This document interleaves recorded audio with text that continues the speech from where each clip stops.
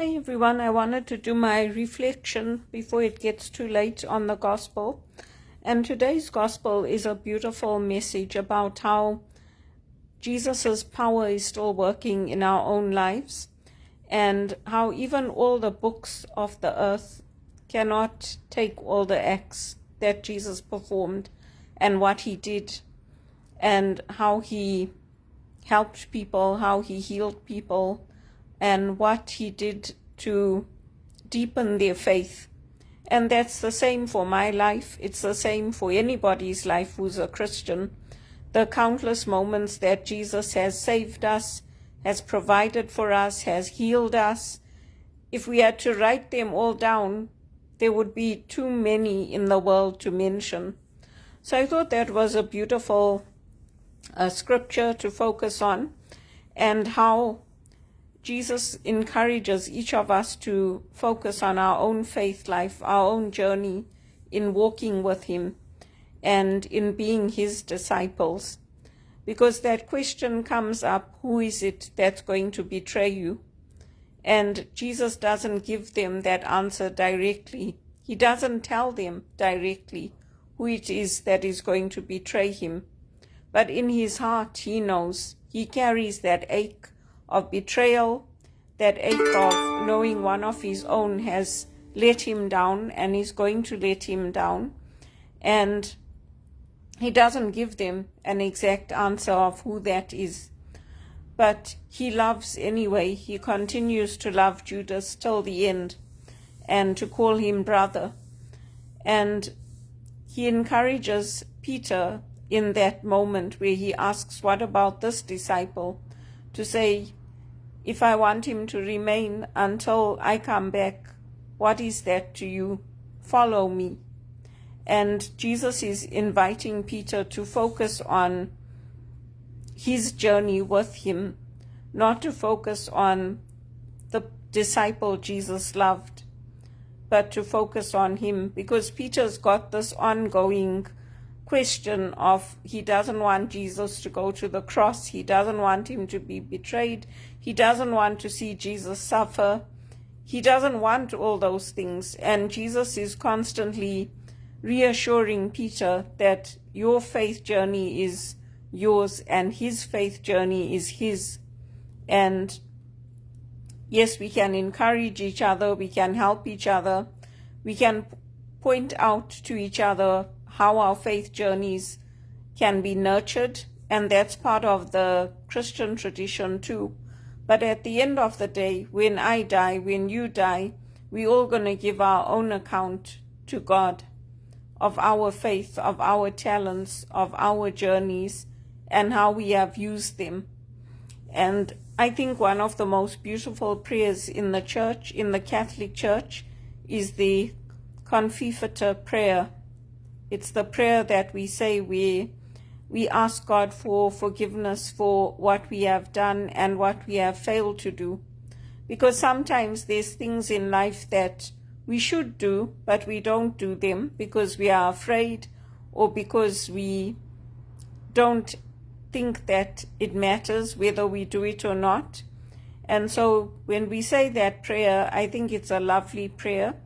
It's also considered to be a mini exorcism prayer in the church tradition, when we say that prayer.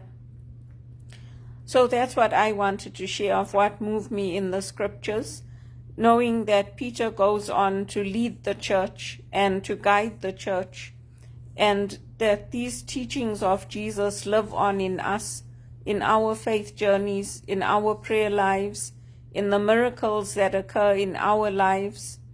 And those miracles can be big things, they can be small things, and they can be even things like having food to eat, or knowing that an action we took could be the miracle that saves somebody's life, whether it's here in Canada or it's in Africa.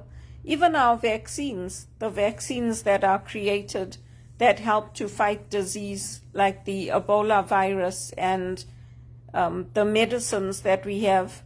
If I didn't have my medicine for my stage 2 hypertension, I would probably be dead. I mean, I didn't know what was happening to me. When my nose was bleeding, I thought, oh, it's just, change of season. It's hot in my apartment. I keep it warm in the winter and it's cold outside, because that's how lots of people get nosebleeds in Canada. But with the help of my doctor and that medication, my blood pressure is normal now. So even that is a miracle. And it's also part to do with faith, because sometimes medications don't work. Like the story of the woman who had that blood issue, and no doctors could cure her. No doctors could help her. But with the medication and through the help of my healthcare team and the healthcare professionals, my blood pressure is normal now. It doesn't mean that it had to work. Just because it worked for millions of others, it doesn't mean that that medication had to work for me and for my body and for my life. It could have not worked. But I also pray for God's healing. I pray for the medication to work. I pray for my health to stay stable. So I believe that faith is part of that journey for me. For you, it might be something else. It might be something completely different. I saw a beautiful writing today on LinkedIn of a dad that's expecting a son, and he's writing it to his son before he's even born, to tell him how much he is loved by him as his dad and by his mother, and how they can't wait to receive him into the world, and that he's cherished. It's a very beautiful poem, you can say, that he wrote to his son before his son is born, and he asked people to pray for the family, for the birth. And so I think that's also nice, because often you'll find that people want to separate their faith life and their daily life. And for me, there's no separation. It's in what we do. It's in our everyday actions. It's in our everyday, whether it's cooking or cleaning or changing the bedding, doing the laundry. All of those are ways of honoring God. Even keeping your place clean keeps you healthy, keeps you fit. So that's what moved me in the gospel today, is that Jesus has this great love for Peter and this great love for each one of us that carries on working in our lives, in our daily actions, in our daily faith, and in our gifts. For me, it's even having toilet paper, because I didn't have any toilet paper last month and my money ran out. And one of my friends sent me a gift, a small amount of money. And that small amount of money was enough for me to get, there was a markdown on one of a big packets of toilet paper that usually it's like $20, $20 to $25, and I got it for half the amount. So even that to me is a miracle. And just having that toilet paper, I mean, you can't imagine sitting in your home and running out of toilet paper or not having food to eat. But I've gone through both those things in Canada. And so I'm grateful for that little bit of money that my friend sent me, sacrificed. And it's not a friend that I keep in touch with every day. It's a friend that used to go to high school with me, that I used to play tennis with him, Satyajit Bose. He sent me that money because he saw my post on LinkedIn and he saw that I've been posting it consistently.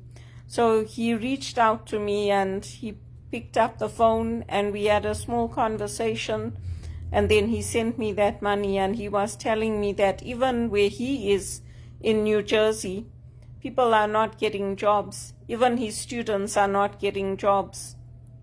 So it was nice to talk to him and to catch up with him and to know that after all these years, we haven't spoken to each other for decades. I last saw Satyajit when I was in high school, in Zimbabwe at Kwekwe High School. And it was nice to know that we still have that love for each other. And he still had that love for me, that he could reach out to me on LinkedIn and say, I want to do this for you.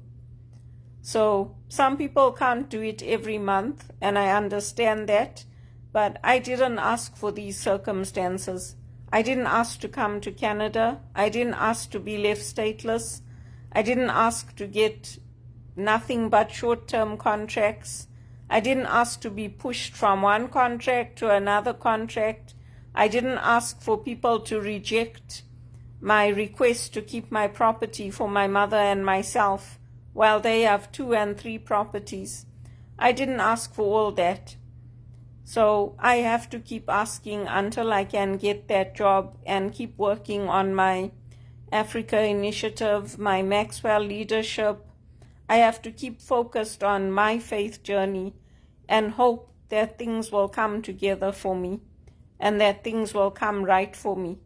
Because since I've been in Canada, things have not been right for me.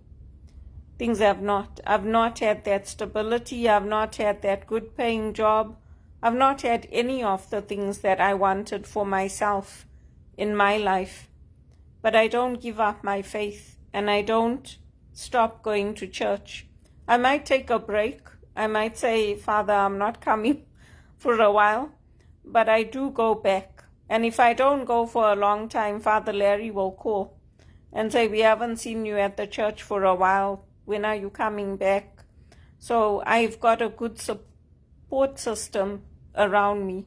I've got good people who will encourage me on my faith journey. And I could say to them, what is that to you? But that's taking it out of context to say that, I shouldn't care or the priest shouldn't care about my faith journey. That's taking it out of context because that is what we should care about. So that's what I liked about the scriptures today, and that it's such a, I guess you could say, inspiring message, or it's such a powerful message that all the books of the world could not hold all the acts that Jesus performed, all the healings, all the miracles, all the things that he did and said. All the books of the world couldn't hold them.